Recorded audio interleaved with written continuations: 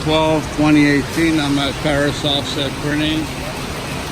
We're running 40-page products, bringing it down to a 75mm shingle, opening it up to 100mm shingle.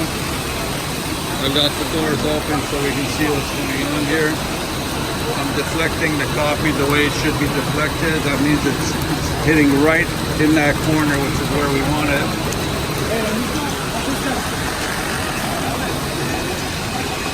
We've got only one wheel here. We don't need anything else.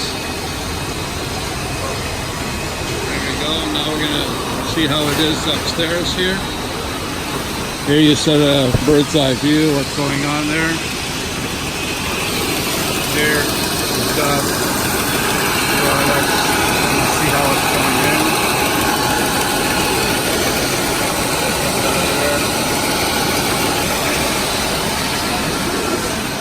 And we'll check the stacker how it's working. This is where the problem happens.